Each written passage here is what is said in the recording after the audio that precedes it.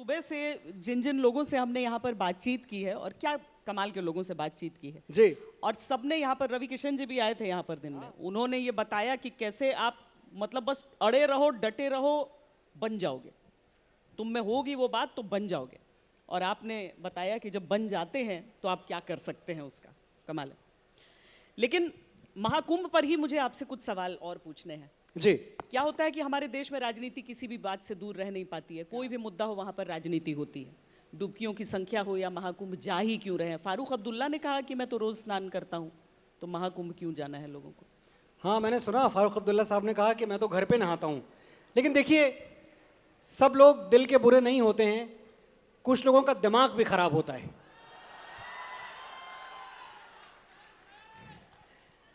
तो ये फारूक अब्दुल्ला साहब ये महाकुंभ में स्नान करने नहीं आएंगे, क्योंकि ये सेकुलर हैं, इनको फर्क नहीं पड़ता, घर में स्नान करते हैं। लेकिन उम्रा करने गए थे ये तब सेकुलर नहीं थे।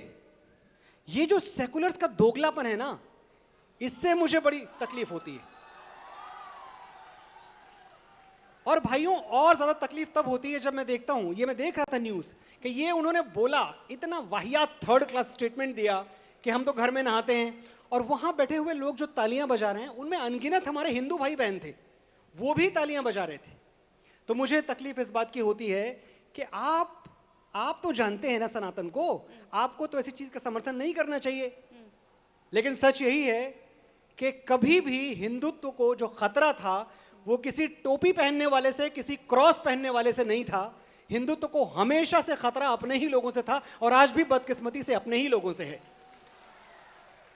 पर दिल के फफोले जल उठे सीने के दाग से, लखनऊ में हूं मैं जी, दिल के फफोले जल उठे सीने के दाग से, इस घर को आग लग गई घर के चिराग से।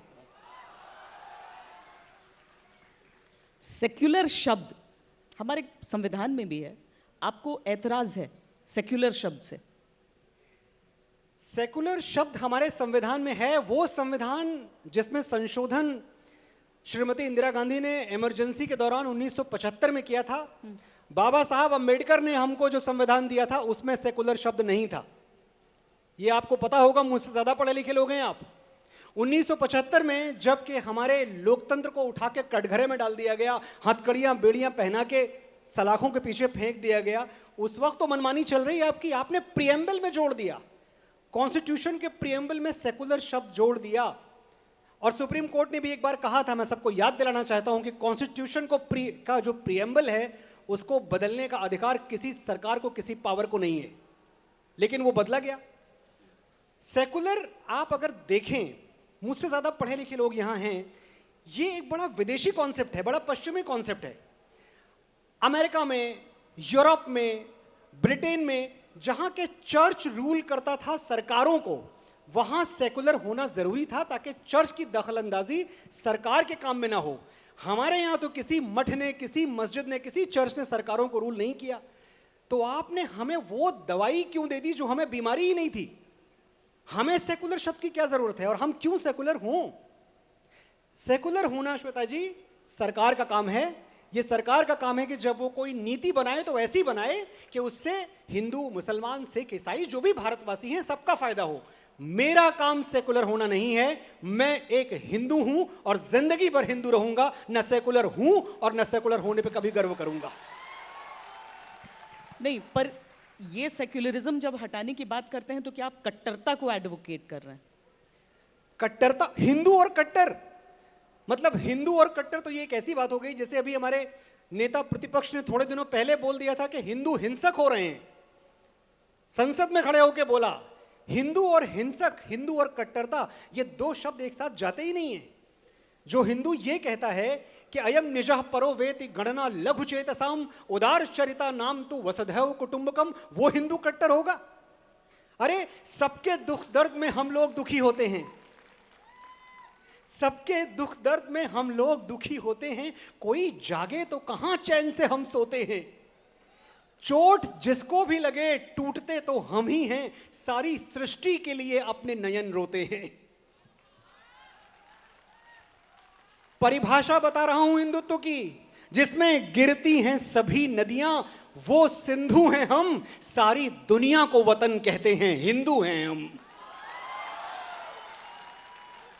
और आपको पूरी दुनिया में सनातन के अलावा आप कोई इतिहास उठा के दिखाएं जहां आपको ऐसे लोग मिले हों जिन्होंने प्राणी मात्र का, जानवर तक का भी आदर किया हो। मैं महाराष्ट्र से आया हूं, संत नामदेव हुए थे वहां। एक दिन संत नामदेव भोजन करने बैठे और कहीं से एक कुत्ता आया, उनकी रोटी लेके भाग गया। अगर कोई और होता तो कुत्ते के पीछे लाठी डंडा लेके भागता। संत नामदेव भागे कुत्ते के पीछे, लेकिन घी का कटोरा लेके बोले, प्रभु आज पशु रूप में मेरे द्वारे पे आ गए हो, लेकिन इतनी कृपा करो कि मेरे द्वार से सूखी रोटी खा के ना जाओ, मुझे घी तो लगा लेने दो। ऐसी करुणा, ऐसी ममता नदियों को भी जहां माता कह के बुलाते हैं, इतना आदर, इंसान तो क्या पत्थर भी पूजे जाते हैं। हिंदू कट्टर महाराज शिवी याद आते हैं हमें। एक कबूतर के प्राण बचाने के लिए उन्होंने अपने बदन का मांस काट के तराजू के पल्ले पर रख दिया था। ऐसे लोगों को हिंसक कहा जाता है। दधीची याद आते हैं, जन कल्याण के लिए अपनी हड्डियां दान कर दी थी। महाराज दिलीप याद आते हैं, गौ माता के प्राण बचाने के लिए खुद को सिंह के मुंह में, शेर के मुंह में झोंक दिया। और हम हिंसक हैं, हम कट्टर हैं। अगर ये लग रहा हो ना श्वेता जी की बड़ी पुरानी बात कर रहे हो आप, चलो नई बात करते हैं। अभी थोड़े दिनों पहले जब श्री राम मंदिर का शिलान्यास हुआ, तो श्री राम मंदिर के शिलान्यास में जो पहली ईंट रखी गई वो बिहार के कामेश्वर चौपाल ने रखी, जो दलित और वंचित समाज से आते थे। हम सबको अपना मानते हैं, ये सब हमारे हैं।